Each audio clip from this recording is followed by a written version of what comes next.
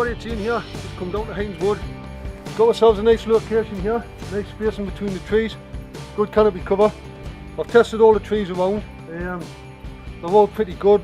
Been looking for dead standing trees, make sure that they don't fall on us overnight, anything like that. The weather's going to be good, so we're in for a good night sort of thing. Just going to start setting the hammock up anyway.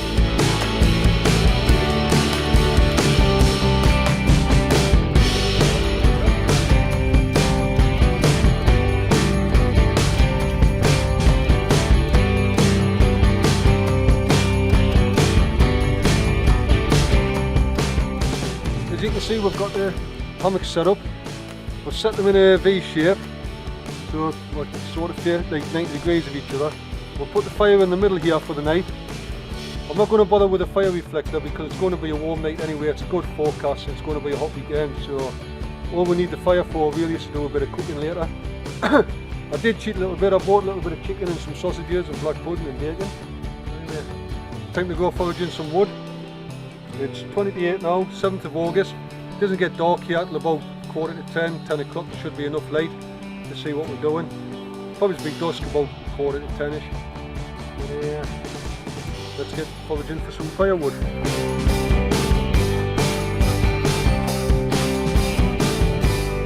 Okay, I've just spent a bit of time there collecting some firewood. What I've done is I've arranged it. I'll just show you.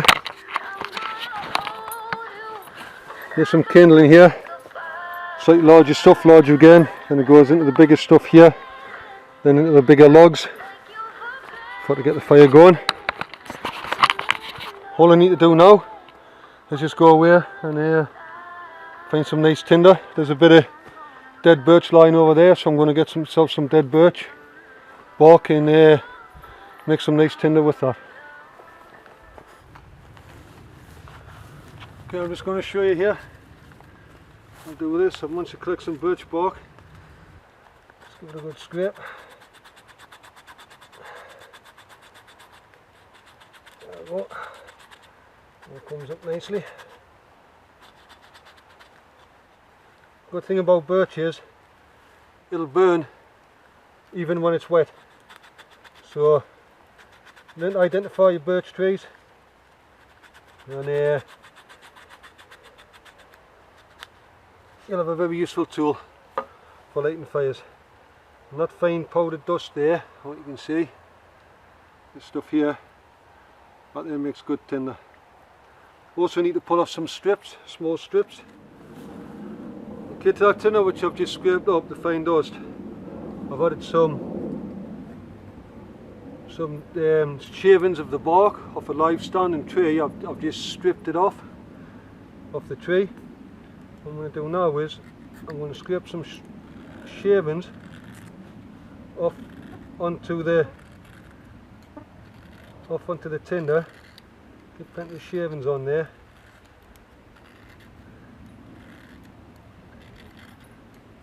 And once I've got a few on, give it a strike. Didn't work. Try again. And away it goes. There we go.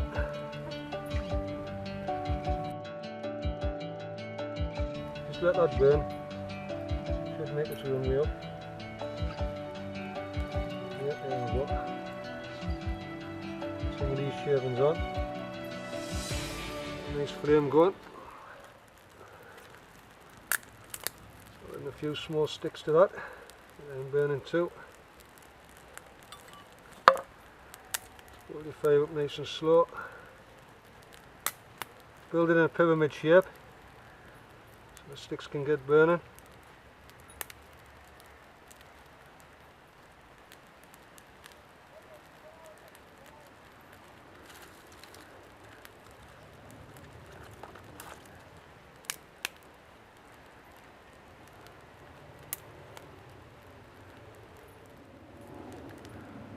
The good thing about this is straight away the midges have gone. Start getting these bigger sticks on.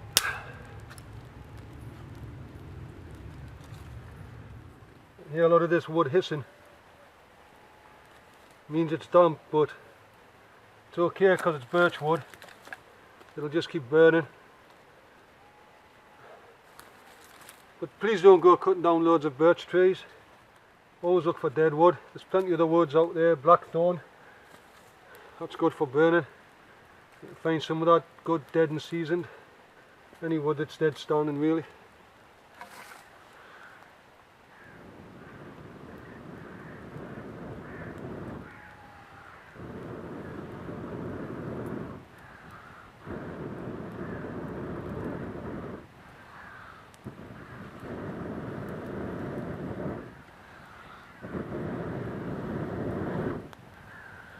Okay, got that going nicely there now. Yeah, just going to let that burn up, burn through. And what I'm going to do is, what I brought with us is a few barbecue coals. I always take some with us when I go out and about. And I'll stick a few on the fire. And it comes in handy because you put a 4 or 5, maybe it's like half a dozen barbecue coals on. And they burn for a good hour or two, and the hot embers give off as much heat as anything else, you know, so that's a good thing to have around. But I've shown you how to light a fire there using a fire steel, so hope you enjoyed that demonstration.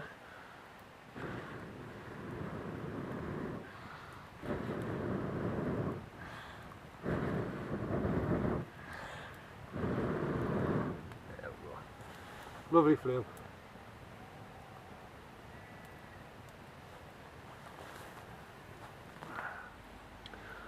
Okay, I'll put myself a few coals on there. I'm going to have myself a little barbecue soon. In the meantime, while the coals are catching hold, I want to quench my thirst with a tin of Murphy's. Sure, I'm relaxing into it. That's perfect.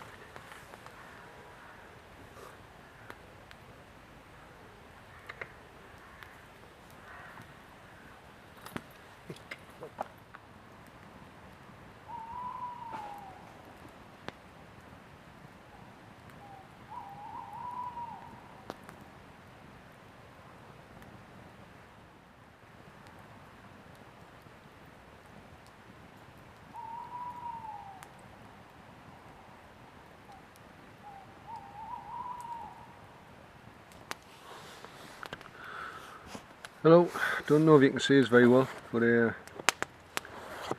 just sitting in front of the fire now. I've had some sausages and stuff, had my food.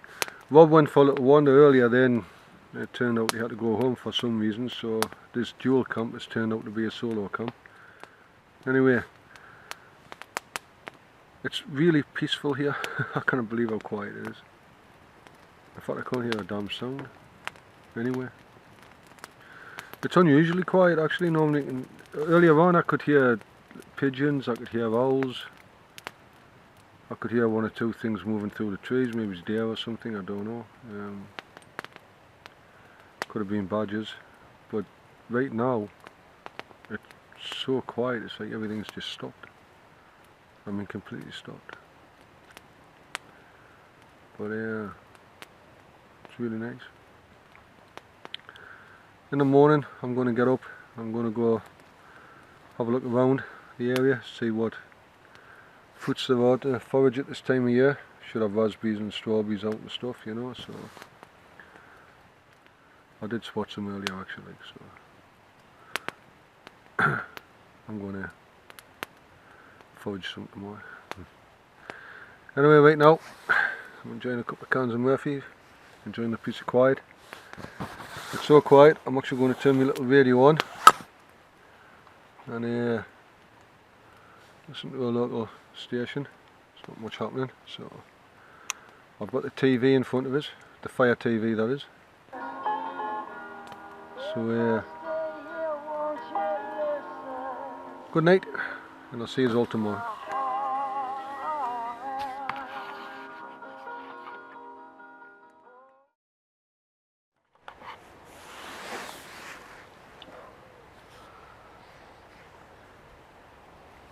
Good morning. Just decided to get up. Had myself a bit of a lie in this morning. I found it's starting to get a little bit too warm, so the sun's coming up. Lovely day, a bit breezy. Anyway, time to get some breakfast.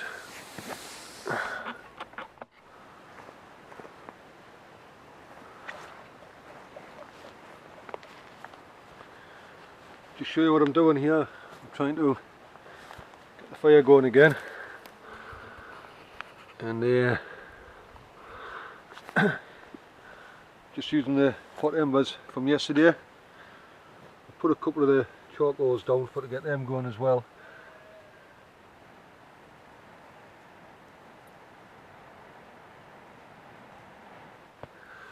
Added a few small sticks, get yourself a little flame going.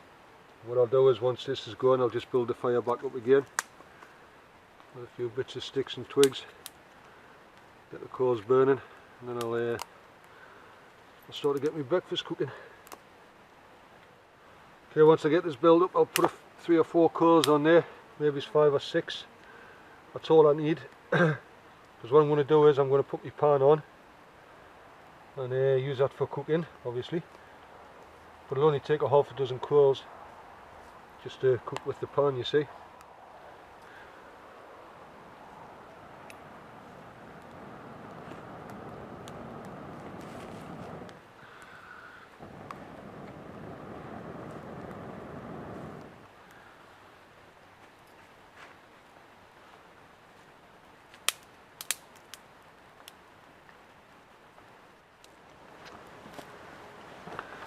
Just show you what I'm doing here. Look under the pan here. I've got them hot irons going before. Started a little fire, put some coals around, and now I've got a half a dozen barbecue coals here, which are nicely heating up. I'm just going to use them to cook on. So if you're using a bug out vehicle, it's a nice little tip just for setting up a little cooking stove. So if you're bugging out with your vehicle, it's handy to have some in the back, because they make a useful addition to your comfort. Because basically when you come out to practice your survival skills and stuff, one thing that takes up a hell of a lot of time is the foraging for firewood.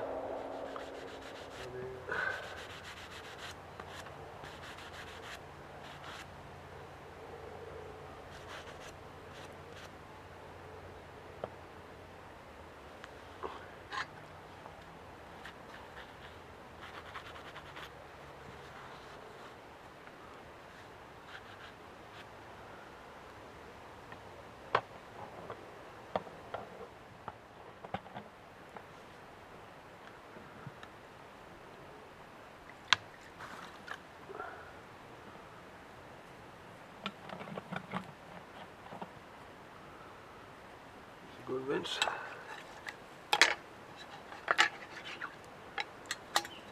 Rinse off. Get out the way.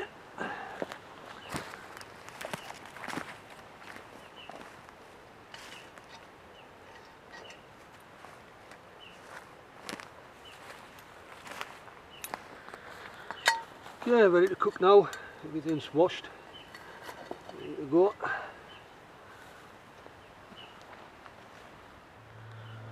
I just want to show this tray. I got this from Asda, and I think it was about £3. And I thought, what a good idea. It's really light, doesn't take up any room. You could put this down the back of your rucksack or along the front of it, and it wouldn't take up any excess space or anything. Put on the outside of your bag, and when you're out there, if you're backpacking, you could use this for to basically do yourself a little makeshift barbecue. It also fits nicely across the top of the frying pan here. So I could cook stuff on top of there as well.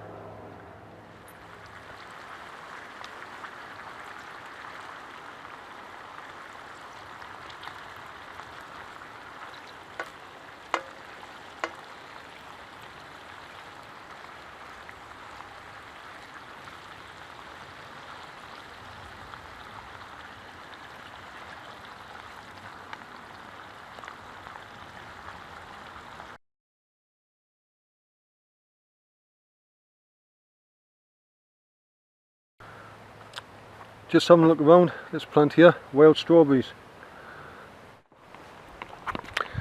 Just take a little look at them here. Some strawberries there. Take a look at the leaves, identify the leaves. quite a good batch of them around here actually, right next to where I'm camping, so I think I'll have a little forage of them once I've done a bit of video footage today. Just going to take a look at this plant. Plenty of fruit on it. Raspberries, wild raspberries. There they are. There's actually loads of them on this wood. There's the leaves there. One of the things about the raspberries and other brambles that a lot of people don't realise is when you have the young tender stems like these which start to come off in later spring and through the summer, what you can do is when they're flexible like this, you can pick the stems, like take the stems off, take the soft spikes off, the soft spines, sorry, the thorns, and you can use them as an asparagus substitute. You know, just put them in a stir fry or cook them as a vegetable. A lot of people don't know that. Here's the flowers here. I'll just show you some flowers. There's the flowers there. Just pull that in. Just like the blackberry, you can use the veins when they're flexible to cook, as I just said. When the leaves are really young in the springtime, you can also pick them and use them as a vegetable. You just cook them. If you'd like to learn more about wild food foraging and hiking, wild camping, basically survival skills, click the button below and subscribe to my channel and keep an eye on this space.